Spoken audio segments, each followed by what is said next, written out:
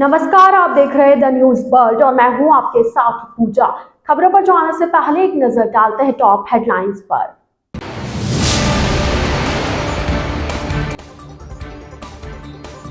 Rajasthan bureaucracy में बदलाव, गौरव अग्रवाल जोधपुर के नए जिला कलेक्टर।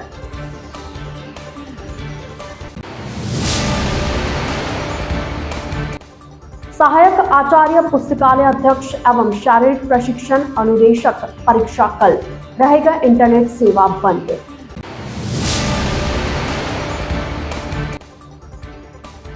यातायात पुलिस ने कमला नेहरू महिला महाविद्यालय में दी यातायात नियमों की जानकारी।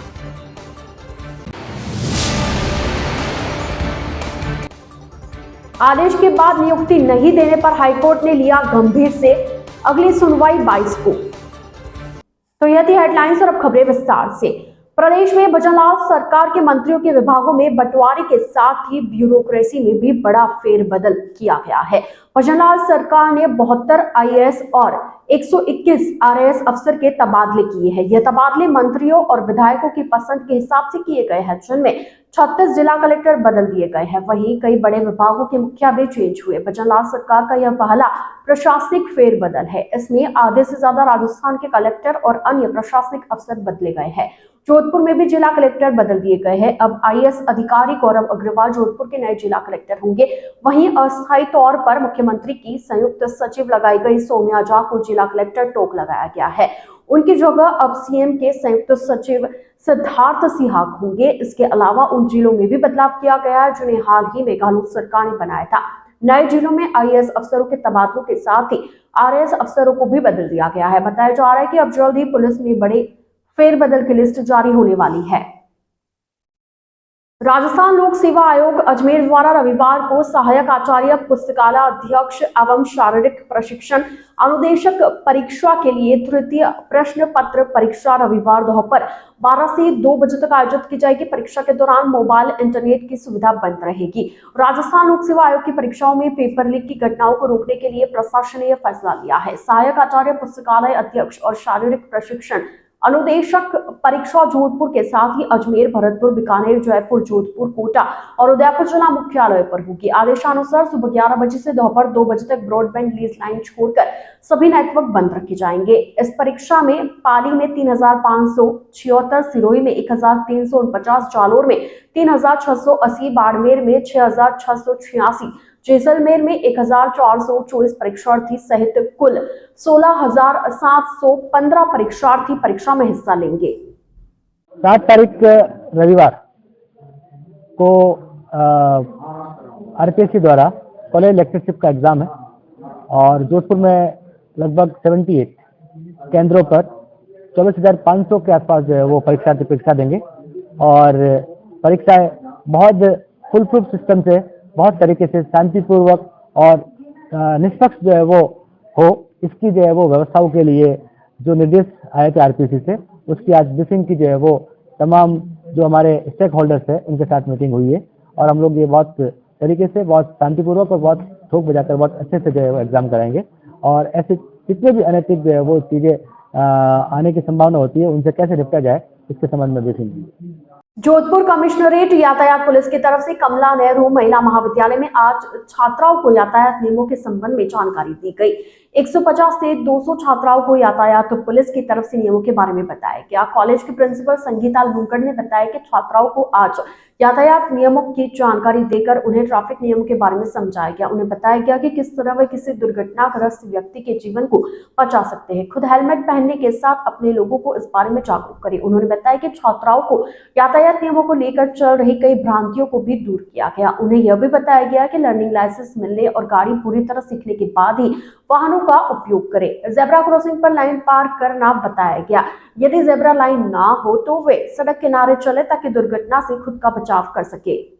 पुलिस कमिश्नरेट यातायात की ओर से आज कमला नेहरू महिला महाविद्यालय के छात्राओं के लिए सड़क सुरक्षा नियमों के बारे में जानकारी दी जा रही है। एक परिचर्चा सी हो रही है और मेरा खुद का ये मानना है कि ये अति आवश्यक चीज है। हमारी बच्चियों को हमें जागरूक करना होगा कि मुख्यतः हमारे महाविद्यालय में 17 वर्ष से ऊपर वाली बच्चियां आती हैं, लाइसेंस कब बनवाना चाहिए, किस प्रकार के साइनेजेस हैं, हमें क्यों फॉलो करना चाहिए, सड़क नियमों को उल्लंघन हमें नहीं करना चाहिए। जेब्रा क्रॉसिंग जो है उसको ही हमें सड़क क्रॉस करते हुए उसी पे चलना चाहिए, सड़क के किनारे पे चलना चाहिए। अगर जेब्रा क्रॉसिंग नहीं है या फुटपाथ नहीं है तो कई सारी ऐसी जानकारियां आवश्यक है जो बच्चियां हमारे ग्रामीण क्षेत्र से भी आ रही हैं तो उन्हें इन जानकारियों का भान नहीं है। और ये अभियान समय समय पर यातायात पुलिस द्वारा चलाया जाता है, लेकिन मुझे ये लगा कि ये बहुत अच्छा होगा हमारी बच्चियों के लिए कि हमें लाइसेंस बनवाना चाहिए। लाइसेंस बाकायदा ट्रेनिंग के बाद हमें बनवाना चाहिए। एक्सीडेंट अगर कोई होता है तो हमें रोड पर रुक कर उस व्यक्ति की मदद करनी चाहिए, उसकी जीवन रक्षा करनी चाहिए। उसके लिए जो कानून अब चेंज हुए हैं, सुधार हुआ है, अक्सर लोग डर जाते हैं कि भाई हमने इसकी मदद की, अस्पताल ले गए तो हम फंस जाएंगे, ये हो जाएगा। तो ये सारी चीजें, ये भ्रांतियां मिटाने के लिए आज ये जो दे रहे हैं यहाँ पर लेक्चर पुलिस कमिश्नरेट से आए हुए व्यक्ति, तो मैं बहुत बहुत इनकी शुक्रगुजार हूँ कि हमारी कन्याओं के लिए स्पेशली इन्होंने महिला महाविद्यालय, कमला नेहरू महिला महाविद्यालय को चुना।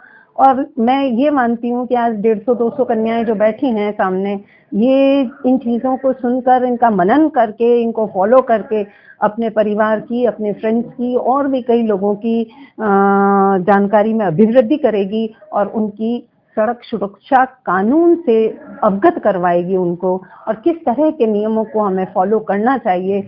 ये इन 150 से 1500 तक जो है ये संचारित होगा। तो ये मैसेज का संचार हम माउथ पब्लिसिटी द्वारा हमारे बच्चे करेंगे, ऐसा मैं आशा करती हूँ और उम्मीद करती हूँ कि इस प्रकार की जो सरकार की मुहिम है, एक्सीडेंट्स, रोड एक्सीडेंट्स में कमी लाएगी। बच्चे आजकल का यूथ मैं देखती हूँ 3-3, 4-4 मोटरसाइकिल पे बैठ जाते हैं और बिल्कुल वेवी मोटरसाइकिल चलाते हैं। मैं आपके माध्यम से एक मैसेज उन्हें देना चाहूँगी कि इस प्रकार से ना करें। इस प्रकार से अगर वो ये कार्य करते हैं तो वे अपने माता पिता को कष्ट में डालने का एक काम कर रहे हैं। खुद की जिंदगी तो उनकी जाएगी ही जाएगी, लेकिन आज उनके बुजुर्ग माता पिता या उनके बुजुर्ग परिवार के सदस्य जो है, उनकी वेदना के बारे में वो सोचें। और दूसरी बात मैं कहूँगी, लड़कियां भी हेलमेट नहीं पहन कर आती हैं, वो एक कपड़ा बांध देती हैं मुंह पे। तो कपड़ा बांधना सोल्यूशन नहीं है, हेलमेट पहनना चाहिए। गाड़ी अगर चला रहे हैं तो सेफ्टी बेल्ट पहनना बहुत जरूरी है। आगे दोनों बैठे हुए आगे के सदस्य जो हैं बेल्ट अवश्य पहने, और इससे उनकी ही सेफ्टी है। और गाड़ी की जो गति सीमा निर्धारित है उस गति सीमा का अवश्य ध्यान रखें। जोधपुर शहर के जय नारायण व्यास विश्वविद्यालय सायकालीन संस्थान में आज institute of evening status Jain and Vyas university की तरफ से international conference on innovation, research in science and management and technology का आयोजन किया गया। इसमें देश विदेश से आए कई विशेषज्ञों ने हिस्सा लिया और अपने विचार व्यक्त किए। इसमें देश दुनिया से तकरीबन 400 विषय विशेषज्ञ जुड़े और वे ऑन और ऑफलाइन के जरिए पैनल डिस्कशन में भाग ले रहे। आज विज्ञान के क्षेत्र में आए बदलाव को लेकर विचार व्यक्त किए गए। International conference on innovation, research in science and management and technology में आ रही समस्याओं को लेकर भी देश विदेश के वक्ताओं और विषय विशेषज्ञों ने अपनी अपनी बात रखी। जय नारायण व्यास विश्वविद्यालय के सायकालीन संस्थान में 3 दिवसीय सेमिनार का आयोजन किया जा रहा है। यह सेमिनार अंतरराष्ट्रीय स्तर की सेमिनार है और विश्व के हर कोने से इसमें पार्टिसिपेंट्स भी आए हैं और उनका आर्थिक सहयोग, ज्वाइंट कोलैबोरेशन भी इस सेमिनार में है। सेमिनार का विषय है innovation of science, technology and management.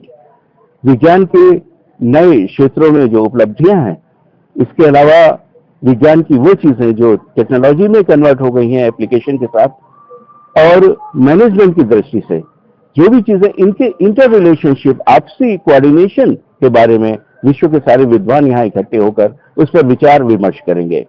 करीब 400 पार्टिसिपेंट विश्व से ऑनलाइन ऑफलाइन यहाँ जुड़े हुए हैं। और इस सेमिनार की एक और खासियत यह है कि इस सेमिनार में पैनल डिस्कशन के लिए एक विशेष सत्र रखा गया है। मैरीलैंड यूनिवर्सिटी से प्रोफेसर शर्मा इसके वन ऑफ द स्पॉन्सर हैं और हमारे मित्र कलकत्ता विश्वविद्यालय के विभागाध्यक्ष यहाँ उपस्थित हैं, राम चौधरी साहब, और जापान से आए हुए हमारे मेहमान यहाँ उपस्थित हैं प्रोफेसर, और इसके अलावा कई सारे देशों के और लोग हैं, specially Botswana, Malaysia, Mauritius, Singapore, यहाँ के ज्यादा विद्वान लोग यहाँ उपस्थित हैं। अभी सायंकालीन अध्ययन संस्थान में हम लोग एक इंटरनेशनल कॉन्फ्रेंस, अंतर्राष्ट्रीय संगोष्ठी आयोजित करने जा रहे हैं। ये संगोष्ठी 3 दिवसीय है। 5, 6, 7 जनवरी को ये संगोष्ठी होने वाली है। आज इस संगोष्ठी में रजिस्ट्रेशन और नेटवर्किंग का सेशन रहेगा जो इवनिंग में रहेगा, और कल पूरे दिन फेस टू फेस सेशंस होंगे, जिसमें सुबह इनॉग्रल सेशन है 10:15 बजे से लगभग 12 बजे तक इनॉग्रल सेशन चलेगा। उसके बाद में पैनल डिस्कशन है। पैनल डिस्कशन के लिए एक बहुत ही इम्पोर्टेंट टॉपिक हमने चुना है जो आज की करंट आवश्यकता है, impact of automation and digitalisation on employment, जो बहुत बड़ी समस्या है और इस पर पूरे विश्व में मंथन चल रहा है। तो हमने भी एक प्लेटफॉर्म क्रिएट किया है और उसमें विश्व के जो प्रसिद्ध एक्सपर्ट्स हैं उनको आमंत्रित किया है। एक प्रोफेसर जापान से, प्रोफेसर यासुहितो तकासाकी, वो इस पर विचार व्यक्त करेंगे। इंडस्ट्रियल कंसल्टेंट है प्रोफेसर ए सदाशिवम, जो दिल्ली से आ रहे हैं अभी, और ओमान में मीन्स वैश्विक कंसल्टेंट है इंडस्ट्री लेवल के। प्रोफेसर अखिल रंजन गर्ग इंजीनियरिंग कॉलेज से, वो तकनीकी के विशेषज्ञ हैं।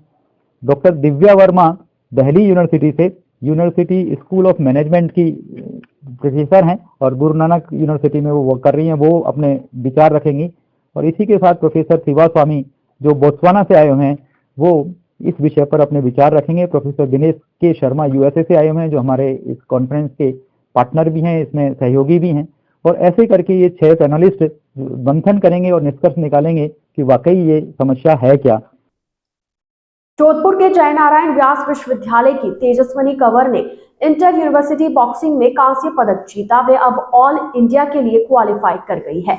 इसके साथ ही 3 अन्य छात्राएं भी जेएनवीयू द्वारा पारितोषिक स्वरूप राशि प्रदान की जाएगी। प्रोफेसर एवं जेएनवीयू खेल क्रीड़ा के सचिव बाबूलाल दायमा ने बताया कि चंडीगढ़ विश्वविद्यालय मोहाली पंजाब में आयोजित दक्षिण पश्चिम अंतर विश्वविद्यालय बॉक्सिंग प्रतियोगिता में जयनारायण व्यास विश्वविद्यालय की छात्रा तेजस्विनी कंवर ने 70 किलोग्राम भार वर्ग में कांस्य पदक हासिल किया। दायमा ने बताया कि तेजस्विनी कंवर ने कांस्य पदक हासिल किया तथा पिंकी बोराना ने 54 किलोग्राम, शिप्रा राठौड़ ने 57 किलोग्राम, पायल सारण ने 63 किलोग्राम भार वर्ग उत्तम प्रदर्शन कर all India inter university boxing प्रतियोगिता के लिए स्थान प्राप्त किया। इस उपलब्धि के लिए विजयी छात्राओं को इनके प्रशिक्षक उम्मेद बारसा, मैनेजर विकास जैन, पुरुषोत्तम सोनी, क्रीड़ा मंडल सचिव प्रोफेसर बाबूलाल दायमा, क्रीड़ा मंडल अध्यक्ष प्रोफेसर आरसी मीना, कुलपति प्रोफेसर के श्रीवास्तव द्वारा बधाई दी गई। दायमा ने बताया कि जोधपुर पहुंचने पर विजयी छात्राओं का स्वागत किया जाएगा तथा छात्रा तेजस्विनी कंवर को प्रोत्साहन स्वरूप नकद पुरस्कार भी दिया जाएगा। भारत माता की, भारत माता की, भारत माता की, वंदे वंदे वंदे, जेएनयू जेएनयू जेएनयू जिंदाबाद। मैं तेजस्विनी कंवर जयनारायण विश्वविद्यालय की छात्रा। हाल ही में चंडीगढ़ मोहाली में आयोजित यूनिवर्सिटी टूर्नामेंट्स में मैंने ब्रॉन्ज मेडल जीता है। हमारे यहाँ से प्रोफेसर बाबूलाल जी दायमा सर ने हमें कैंप प्रोवाइड किया है, जिसमें हमें एनआईएस कोच भी प्रोवाइड हुए हैं, जिन्होंने हमें नई टेक्निक सिखाई है। उन्होंने पूरी कोशिश की और हमने पूरी मेहनत की है, जिसकी वजह से अब मैंने ब्रॉन्ज मेडल जीता। और आगे भी मेरी पूरी कोशिश है कि मैं ऑल इंडिया के लिए अपनी यूनिवर्सिटी के लिए पूरा मेडल लेके आऊँ। मोहाली में आयोजित दक्षिण पश्चिम क्षेत्र अंतर विश्वविद्यालय प्रतियोगिता में हमारे जयनारायण व्यास विश्वविद्यालय की महिला बॉक्सर तेजस्विनी कंवर ने 70 किलो भार वर्ग में कांस्य पदक हासिल कर और इसके साथ ऑल इंडिया के लिए क्वालिफाई किया। इसके साथ ही हमारी 3 बॉक्सर पिंकी बोराना 54 किलोग्राम में, शिप्रा राठौड़ 57 किलोग्राम में और पायल सारण 63 किलोग्राम भार वर्ग में ऑल इंडिया के लिए क्वालिफाइंग किया। ये चारों महिला पहलवान ऑल इंडिया के लिए खेलने जाएगी और जो विजय पहलवान हैं तेजस्विनी कंवर, इनको प्रोत्साहन के लिए विश्वविद्यालय के द्वारा कैश राशि भी पुरस्कार स्वरूप दी जाएगी। राजस्थान हाईकोर्ट के 75वें वर्ष पूरे होने के उपलक्ष्य में शुरू किए गए समारोह की कड़ी में आज अधिवक्ताओं के बीच क्रिकेट प्रतियोगिता का आयोजन किया गया। इस अवसर पर अधिवक्ताओं ने मैदान में खूब चौके छक्के लगाए। हाईकोर्ट की तरफ से गत वर्ष 14 अक्टूबर से समारोह का आयोजन चल रहा है। इसी कड़ी में आज क्रिकेट प्रतियोगिता रखी गई।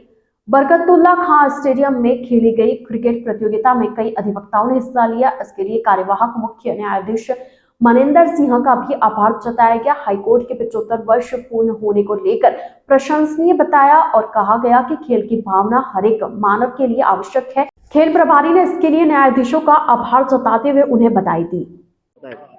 सुप्रभात।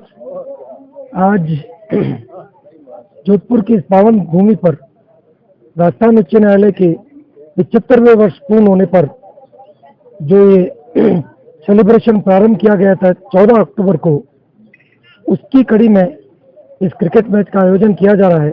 खेल प्रतियोगिताओं का आयोजन किया जा रहा है। इसके लिए मैं राजस्थान उच्च न्यायालय के कार्यवाहक मुख्य न्यायाधीश श्री मनिंदर श्रीवास्तव, सभी न्यायाधीशों, अधिवक्तागण एवं स्टाफ को बधाई देता हूँ। मेरे इस न्यायालय की गौरवपूर्ण 75वें वर्ष पूर्ण होने पर जो कार्यक्रम आयोजित किए जा रहे हैं वो वास्तव में बहुत ही प्रशंसनीय है। खेल भावना आज के युग में हर एक मानव के लिए बहुत आवश्यक है। इसलिए क्या बेहतर हो सकता है कि हम खेलों के माध्यम से हमारी फीलिंग्स को एक्सप्रेस करने का प्रयास करें। इसी कड़ी में मैं यहाँ पर यह कहना चाहूँगा कि शायद राजस्थान उच्च न्यायालय के इतिहास में पहली बार ये ऐसा वृतांत हुआ है कि एक साथ राजस्थान उच्च न्यायालय के 3 न्यायाधीश इस देश के, भारत देश के 3 बहुत महत्वपूर्ण उच्च न्यायालय के मुख्य न्यायाधीश मनोनीत किए गए। मैं इस संदर्भ में माननीय न्यायाधिपति श्री मनिंदर श्रीवास्तव साहब को राजस्थान उच्च न्यायालय का मुख्य न्यायाधीश मनोनीत किए जाने पर, श्री न्यायाधीश श्री विजय विश्नोई साहब को गुवाहाटी हाईकोर्ट का मुख्य न्यायाधीश मनोनीत किए जाने पर और जस्टिस पवन बंसाली साहब को इलाहाबाद न्यायालय का मुख्य न्यायाधीश मनोनीत किए जाने पर हार्दिक शुभकामनाएं प्रेषित करता हूँ। इसी तरीके से ये 75वीं वर्ष की जो जर्नी है उसमें राजस्थान उच्च न्यायालय को और भी बहुत गौरवमय फल प्राप्त हो, इसी शुभकामना के साथ मैं सभी को बहुत बहुत बधाई देता हूँ। जैसा सभी को विदित है कि राजस्थान उच्च न्यायालय अपनी 75वीं वर्षगांठ मना रहा है इस वर्ष। 29 अगस्त 2024 को राजस्थान उच्च न्यायालय के 75 वर्ष, गर्मामयी 75 वर्ष पूरे होने वाले हैं और इसलिए हाईकोर्ट द्वारा यह निर्णय लिया गया कि इस पूरे वर्ष को प्लेटिनम जुबली सेलिब्रेशन ईयर के रूप में मनाया जाए। इस कड़ी में सबसे पहले एक इनॉग्रल फंक्शन जयपुर में किया गया था और इस साल भर चलने वाले सेलिब्रेशन का उद्घाटन माननीय मुख्य न्यायाधीश उच्चतम न्यायालय जस्टिस DY चंद्रचूड़ ने किया था। उसी कड़ी में आज जोधपुर में बरकतुल्ला स्टेडियम में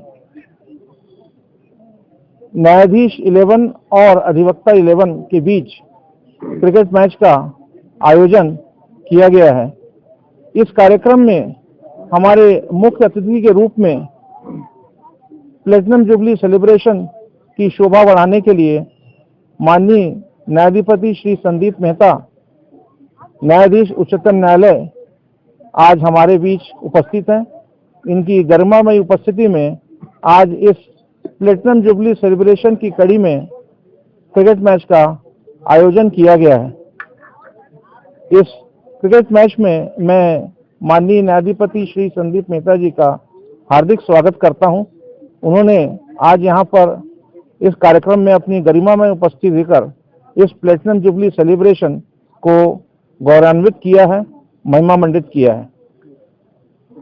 इस कार्यक्रम के माध्यम से उच्च न्यायालय द्वारा साल भर चलने वाले कार्यक्रमों के माध्यम से हम लोगों का प्रयास रहा है कि उच्च न्यायालय और इसमें काम करने वाले जितने भी न्यायाधीश हैं, जितने भी अधिवक्तागण हैं, जितने भी स्टाफ हैं, अधिकारी हैं, सभी के बीच एक सामंजस्य, सौहार्द हमेशा स्थापित रहे और इसी भावना को आगे बढ़ाते हुए आज इस क्रिकेट मैच का आयोजन किया गया है, जिसमें मैं सभी का बहुत बहुत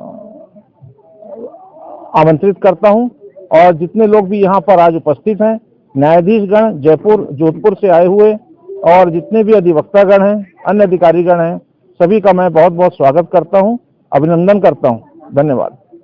द न्यूज बर्ड के इस बुलेटिन में फिलहाल वक्त हो चला एक छोटे से ब्रेक का। ब्रेक के बाद जल्द हाजिर होंगे। आप बने रहिए द न्यूज बर्ड के साथ।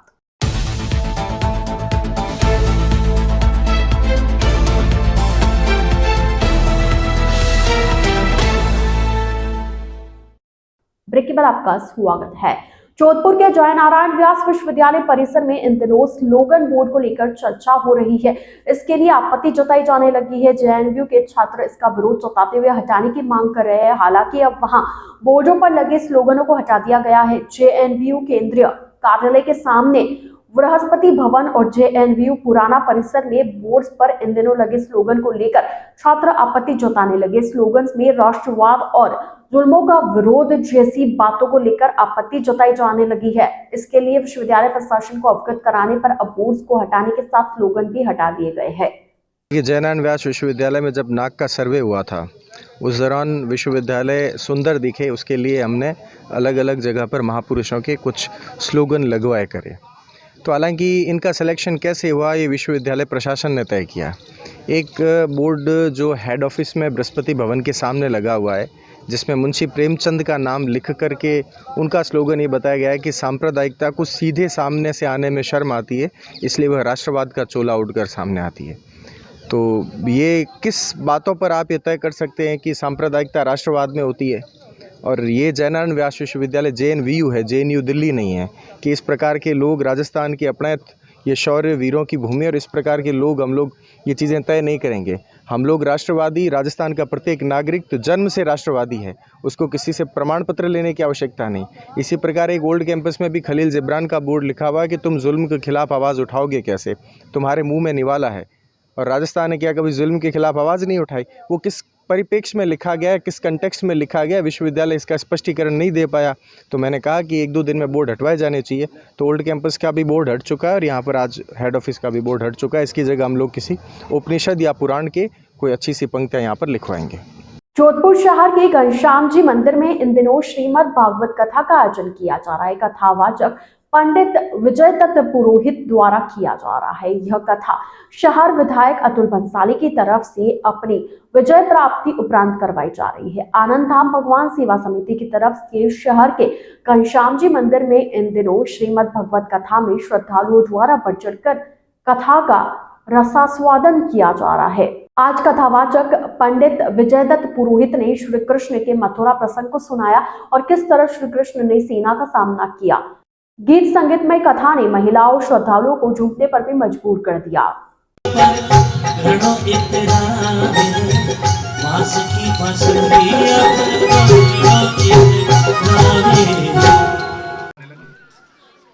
तदंतर श्री कृष्ण भगवान ने मिलेच्छ से गिरी हुई मथुरापुरी में आकर सब सेना का संहार किया और उसका धन लेकर द्वारिकापुरी में पहुंचा दिया। श्री कृष्ण की आज्ञा से जब मथुरापुरी व मिलेच्छ सेना 23 अक्षों की सेना लेकर फिर चढ़ाया, श्री कृष्ण। राजस्थान हाईकोर्ट ने मुख्य बधिर, विकलांग और तलाकशुदा महिला अभ्यर्थी को कोर्ट के आदेश के बावजूद नियुक्ति नहीं देने पर हाईकोर्ट ने गंभीरता से लिया।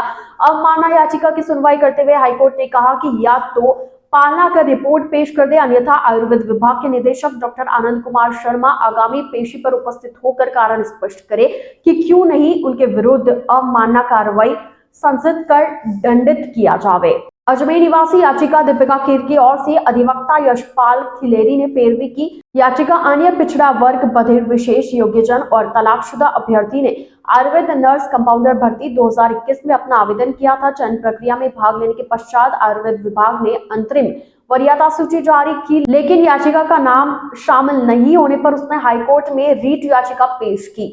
याचिका में नोटिस जारी होने के पश्चात विभाग ने तुरंत दिनांक 24/5/2022 को नियुक्ति आदेश जारी कर 649 विज्ञापित पदों के विरुद्ध केवल 485 अभ्यर्थियों को नियुक्ति दे दी।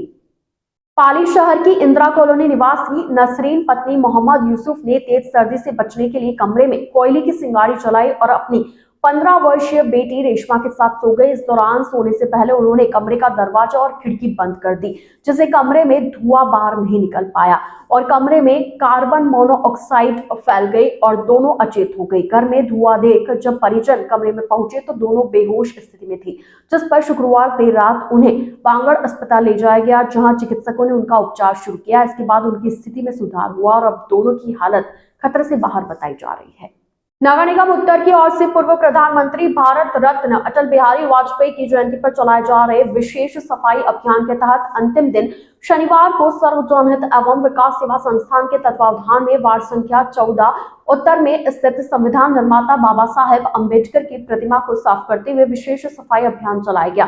संस्थान की स्वच्छता विभाग प्रभारी विनीता हंस ने बताया कि अध्यक्ष एवं स्वच्छता प्रेरक विष्णु सरगरा सुबह वार्ड के निगम कार्यालय पहुंच गए। सफाई अभियान वार्ड के निगम कार्यालय से शुरू होकर पूरे मुख्य सड़कों, प्रतिमाओं और मंदिर परिसरों की सफाई व्यवस्था की गई। इस मौके पर महंत श्यामदास महाराज साहेब, समाज सेवी पिंटू सोडा, गोपाल महाराज प्रकाश मेवाड़ा मौजूद रहे। इस अभियान में वार्ड जमींदार विनोद जावा, सफाई कर्मचारी अनिता, मीनाक्षी, आरती, सरोज के अलावा संस्थान के मंत्री हरीश पवार, मुख्य कार्यकारिणी सदस्य अलवर सिंह, अर्जुन पवार, महिला उत्थान प्रभारी मंजू मेवाड़ा, कला एवं संस्कृत प्रभारी पूजा पवार, चिकित्सा प्रभारी पीयूष सिंह ने साफ सफाई में हिस्सा लिया।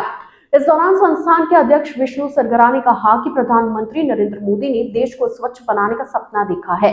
सर्व जनहित संस्थान के साथ आम नागरिक पीएम के सपने को साकार करने में जुटे हैं। आइए चलते चलते एक बार फिर नजर डालते हैं आज की टॉप हेडलाइंस पर।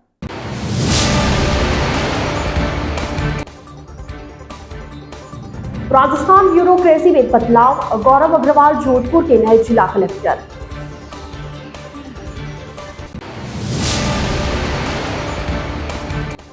सहायक आचार्य पुस्तकालय अध्यक्ष एवं शारीरिक प्रशिक्षण अनुदेशक परीक्षा कल, रहेगा इंटरनेट सेवा बंद।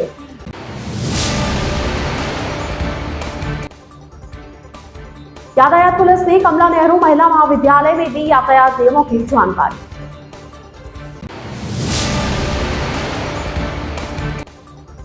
आदेश के बाद नियुक्ति नहीं देने पर हाईकोर्ट ने लिया गंभीर से, अगली सुनवाई 22 को। तो आज के इस बुलेटिन में फिलहाल के लिए इतना ही। अब दीजिए इजाजत पूजा को और आप बने रहिए द न्यूज बर्ड के साथ। नमस्कार।